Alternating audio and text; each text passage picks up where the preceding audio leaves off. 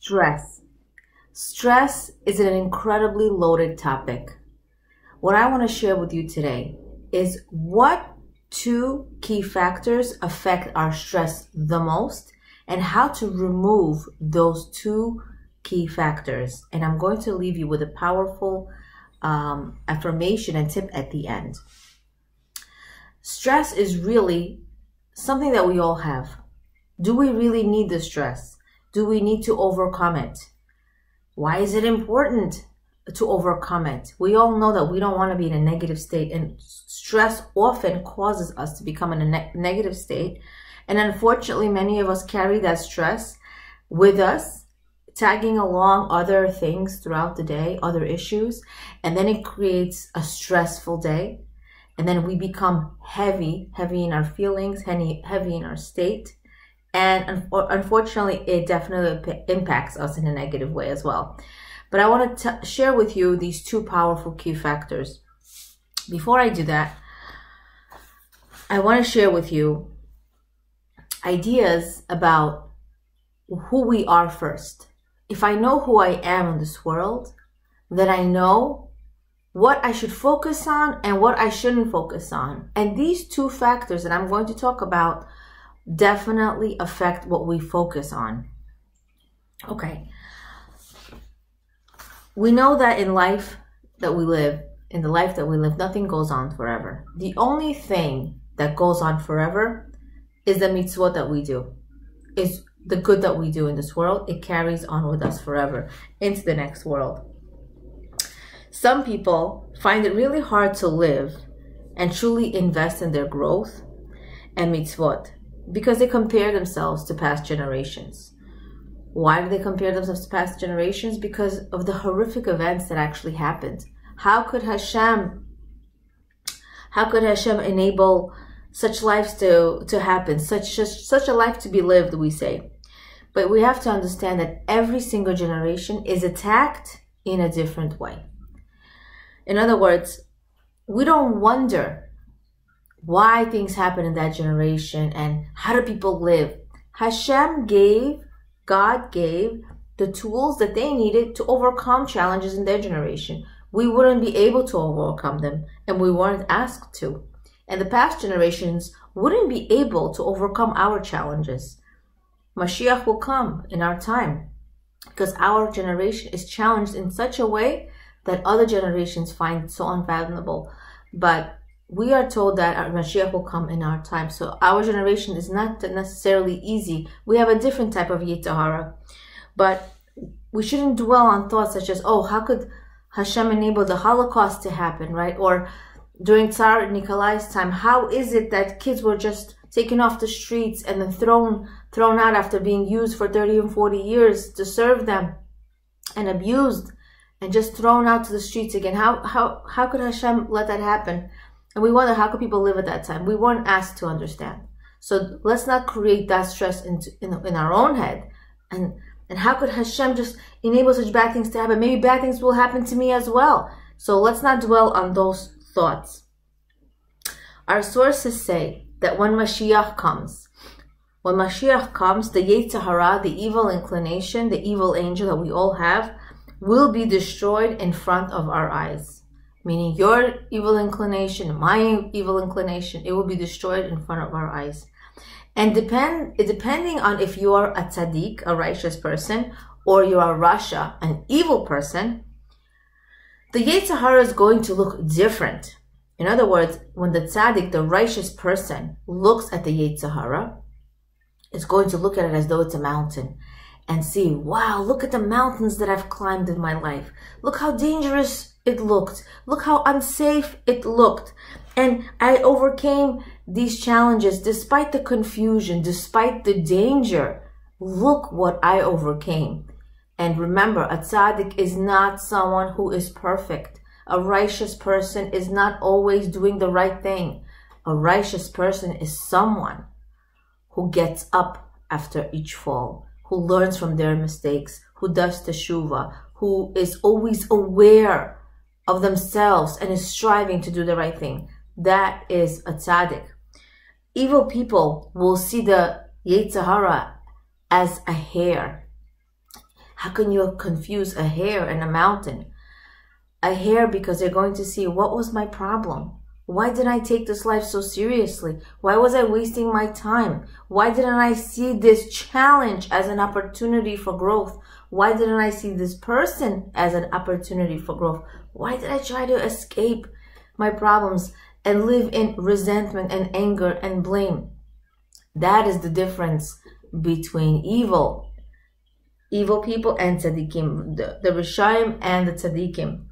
And it's important for us to know this. Why? Because if you know what kind of life you're living, are you looking through life through a certain lens, through blame or through becoming, then we can go on to the next level of understanding, where is this really coming from? Yosef HaTzadik lived his life and he had tremendous challenges. But why is it that his brothers did not recognize him? It's not because he grew a beard. The reason why they didn't recognize him, our sources say, is because it just wasn't bashert. It just wasn't meant to be. It wasn't meant that they would recognize their own brother. And we have to become understanding that if I was meant to know something, if I was meant to become aware of something, I would know it, right? The main difference, as we said, between a righteous person and an evil person is that the righteous person is constantly aware of how big they can be, how big they are, how righteous they are, and becoming aware of their neshama, aware of their holiness. If you know who you are, how do you behave? How do we behave? How does a guest behave in the guest's house, in their host's house? How do they behave? They take off their shoes. They ask where they should put them, ask where they should hang up their jacket, wait to be seated, ask the right questions, don't talk too much, don't be too loud, right? Don't be too nosy. How do the guests behave? Because they know who they are. They know this is not their house. So we live in this world. This is not our world. This is the Creator's world. And we are His creations. How do we treat this world? How do we treat ourselves? How do we treat others? So there's 4 characteristics of a tzaddik, and each and every one of us, if you are a growing person, if you are doing your best, if you are learning, if you are trying, if you're constantly trying to improve, then you can see yourself as a tzaddiket for female. So a tzaddik, a righteous person. 4 characteristics are the following. Number 1, a tzaddik knows that the kedusha of the neshama is hidden. In other words, we don't always feel great about ourselves, and it is because that is how a tzaddik feels. A person who is an evil person, they don't feel bad about what they're doing. They think they're right. They think they're right. Right? A tzaddik is constantly looking at their neshama, looking for it. It is hidden. One day, for example, they don't feel right, right? They have a headache, or they have negative self-esteem, or they judge themselves unfavorably. It's hidden. The neshama is hidden, and they know that. And they know that they have to remember that the neshama is really here to be a light, to be a true light in this world. And it is easy for them to forget that my actions just changed the whole world. I just changed the whole world with what I did, with what I said. What I said are my actions, my thoughts, my speech has cosmic ramifications. I just changed the whole world. And it's oftentimes hard for us to constantly stay focused to believe that and to see that. Why? Because the neshama is hidden, and the tzaddik knows that. Number 2, the tzaddik knows that the body is only a coat to the neshama. In other words, my body is there to serve my neshama. My neshama doesn't serve my body. And unfortunately, we forget this. And we live in this life taking care of our body more than knowing who we really are, which is our neshama, our soul, and working on enhancing our neshama. A tzaddik knows that I am not my body. I shouldn't seek all my life to get into this diet or to that one. I should not strive to be a certain size. I should feel good about myself despite my size. Now, this is not to promote people to eat whatever they want and look the way they want. We need to look healthy and presentable and do our best. But to focus day and night, unless of course we have allergies, unless of course we have health issues already, then we need to be careful. But a person night and day wants to fit into a size 2 just because they think this is going to make them happy, or just because it's going to enhance their self-esteem.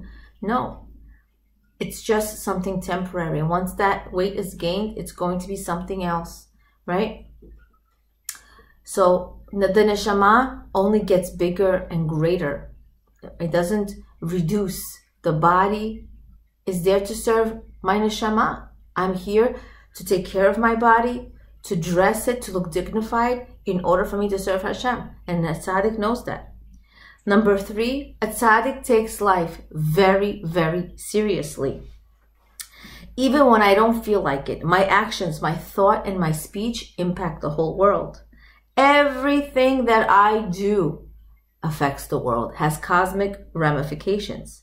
It impacts the world, and every decision that I make is important. So yes, constantly thinking about what I am doing, that I'm not here just to dilly-dally, just to put one foot in front of the other. Oh, another day. Oh, another Monday. Oh, can't wait till it's Friday, right? TGIF. We hear this.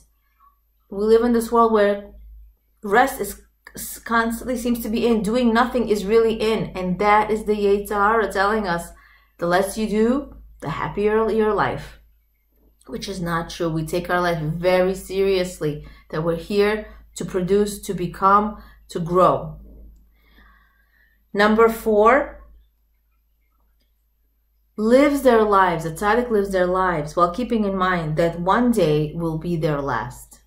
This is not a morbid thought, but we need to remember that nobody lives on forever. Since the beginning of time, there's only 4 people who were able to go to the next world alive. Most of us are not doing that, but we need to remember that we won't be in this world forever. And keep in mind, what do I leave my children with? What memories do I leave them with? What experiences? What are they going to take away? What are they going to remember about me? And that is the question that tzaddik constantly puts in front of their minds. What do I want to leave? Yes, there's such thing as teshuvah, of changing, of growing. But time goes so quickly. And if you have children, or you know of someone who has children, they just grow so quickly. People who we live with. What impact do we leave? You know, when a person dies and they have these ceremonies to remember the person, you can't bend the truth. To a high degree, you're not allowed to. To a certain point, you can bend the truth. But a person leaves this world, and they have lived in this world, leaving a certain impact. What kind of impact do I want to leave? And that is the question at the forefront of a person, a tzaddik. A tzaddik takes into account everything that they do because they know that they are important and they're doing an important job. Now think about a surgeon. A surgeon must take their lives very seriously, must take what they do very seriously. If God forbid someone has to get a surgery and they pick a surgeon, yes, they pick someone who has a lot of experience, who went to maybe a good school, but we know it's all about the experience. You know, how much success have they had in their practice? And if they had the success, then we think about, okay, let me see them. Let me talk to them. Let me interview them. Let me get their feedback, their consultation. And they talk to you and they say, you know what, I'll wing it. I'll do okay. Don't worry, I've done this so many times with my eyes closed. And you're probably thinking, oh my gosh, don't close your eyes when you're performing the surgery. I want you to take your life your job very seriously. Make sure you have the right tools. Make sure you slept well. Make sure you're alert, because my life hinges on the success of the surgery. So just like the surgeon has to take their role very seriously, we need to take our role very seriously as well as we live in this world, because every single day is important. Every single moment is important. And we may ask ourselves, why? Like, is there so much thinking? Is there so much? It is. It is.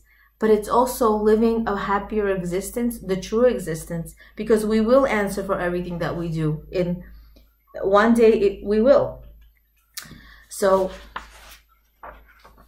well, if we become positive, if we become growing people, it becomes part of our nature. So you are good at what you practice, so continue striving and doing and being more.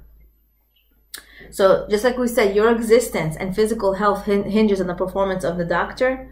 The way I perform in this world depends on the existence of the world. If we know how powerful we are, how will we live our lives? That if every step, everything that I do hinges on the world, on the success of the world, the happiness, on the blessings that Hashem bestows on the world through the actions. So we should take ourselves very, very seriously. You know, oftentimes what I've noticed is that we take other people very seriously and we don't take ourselves very seriously. Meaning we judge other people, we hold resentment and blame. But at the same time, we don't take ourselves so seriously. Like, I was tired, I was overwhelmed. And yes, that's true. But we need to take ourselves the most serious, and the opposite. Forgive others quickly, right? Forgive others, let it go, judge favorably. It should be the opposite. In spirituality, there's no such thing as staying in one place. If I'm not striving to go up, I will go down like an escalator. A friend shared with me, if you're constantly not striving to go up on a downwards escalator, you will go down. So if a person denies Hashem in their lives, then there's no real limit to how low that they can sink. A person can sink very, very low. We know that this is very true, and Hashem is the only one who ever did anything. In other words, if you are doing your best in life, if you are doing the best that you can, the best that you think you're doing, then this is what is meant to happen. And it takes a realization that it's really in Hashem's hands. Hashem is the only one who makes anything happen. Now, it's not to live life nonchalantly and carelessly and in a cavalier way, where we're just like living the way we want to and just because Hashem makes things happen. No, we need to live our life purposefully, thinking about what we're doing our best, meaning learn how to become the best parent, and just don't take your parenting as a mother, as a parent so seriously. Why? Because yes, you will make mistakes, but at the same time, if you're doing your best to your children, forgive yourself, move on, become bigger and better, and see how your children will respect you more because, wow, like mommy is different now. My parent is different now. Why? Because you're trying, you're forgiving yourself. But if you can't forgive yourself, you will stay within that habit for years to come. And then your children are going to take that habit as well. It'll be part of them because they are a product of what they see. To remember that we don't make anything happen. And to internalize that only Hashem does. You are only, for example, you're only a teacher, you're only a mother, you're only an event organizer, you're only a speaker, right? For example, for myself, I do give classes and I really try very hard and I pray that I say the right words. I say the right words to encourage, to help people, to, you know, to really inspire them to become better and grow, and really, number one, to help myself. And I hopefully to share these ideas with others. But if I don't say something, and oftentimes I forget to say something, I tell myself, you know what, if I didn't say it, it wasn't meant to be heard. And to just move on, because I really didn't say it. Hashem enabled me to say these things. And really not to take yourself in that way so seriously, because you are trying so hard. You're praying to do the right thing. You're trying very hard. You're really practicing. And at the same time, afterwards, just to leave it up to Hashem at the end, because the outcome is really His. So the two tips, the two main factors that affect our stress level the most, number one, is to take life with a grain of salt, in a way that life should be easy. Number one, life should be easy, many people think. It's really the opposite. Life is hard work. And when you're working hard, you're going to find happiness. Happiness in overcoming your challenges and becoming bigger and greater and really truly a better person. So that is really becoming aware of my neshama. Look how better I can become. Look how much more patient I became. Look how much more easygoing I became. Look how much kinder, soft-spoken. That is greatness, working hard on my character. And number two, the second stress factor is becoming invested in the material world. Doing what other people are doing just because everybody's doing it, just because I should be doing this, going on this vacation, renovating my house, making myself look like that, just because it's in and it's the right thing to do. We're creating unwarranted, unwanted stress in our lives by investing in materialism. I heard one of my friends say, you know, winter break is coming and my kids can't go on vacation with the family. We just can't afford it now. But I'm going to make it up to them. And she also said, you know what? I heard people talking in the school, the kids, and I feel bad. I hope my kids don't really feel bad about not going anyway, because a lot of the other kids are. This is just a small example in our own lives where people are doing things, and it does affect us. It does. But if we're constantly aware and teaching ourselves, I don't need this. This is not a necessity. This is something I may want. It's not important. It's only going to create more stress. I don't need this. I don't need this to serve Hashem. Maybe at a later time, when I'm able to take care of it calmly, when I'm able to invest in this project or this endeavor, just because I want it so badly. It's okay to want things, but it's important to want things in the purpose of serving Hashem. And the number 1 and number 2 stress factors really hinge on me becoming aware that these are really factors that are only going to enhance my stress level. Moshe Rabbeinu saw the horror, the tragedies that the Jews experienced, and he said, he is a shepherd and we are his sheep. In other words, Hashem is the shepherd and we are his sheep. Why sheep?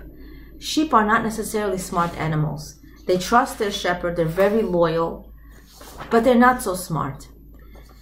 And we are like the sheep. He says we are like Hashem's sheep. He just needs us to follow along, to trust him on the path of life, to do our best and be loyal to him, and he will take care of us. Yet, instead, we say knowledge is power. Instead, we're not going to be like the sheep. Unfortunately, when we're not thinking, we should know things. Knowledge is power. Knowledge is not power. Knowledge is not power. Being close to HaKadosh Baruch Hu, knowing the awareness of my neshama, that's power. We know what happens to someone who thinks they're very smart. The Nazis made their names be erased, and the German people, what they were capable of, what they did. Why? They were very smart people, very educated. But look what could happen to someone who's not aware of their greatness, of the good that they can do. So knowledge is not power. The Torah is unlike any other power. If you know how to sew, if you know how to do work on the computer, you learn these skills. Yes, you'll get more skilled, you'll get an enhanced degree, but that doesn't mean you're a changed person. You're a real changed person when you learn Torah, when you become better, when you learn in the Torah and its ways, and it brings more light into your life, because Torah is the true light in our lives. And investing in our neshama, every one of us have a neshama, a soul. Investing in yourself, that is true light. The Torah is the true light. And we have to understand that this light enhances the clarity in our lives for the person to navigate our world successfully. If you want to live your life successfully, invest in the Torah. Invest in your neshama, in becoming aware of your greatness. And I want to leave you with a practical tip as an affirmation. There is no limit to the heights I can reach in this world. Every day may I live with the awareness of the greatness of my neshama. The two ways that we can enhance our lives and reduce our stress is to remove our investment in the material world, as well as strongly remember that we're here in this world in order for us to work so hard, to invest in our neshama. Life is hard work. Enjoy the journey. Appreciating the insights of Rebbetzin Esther Bela Schwartz in Parshat Vayehi, Leah Abramov, Being and Becoming, awakening awareness of your greatness and potential.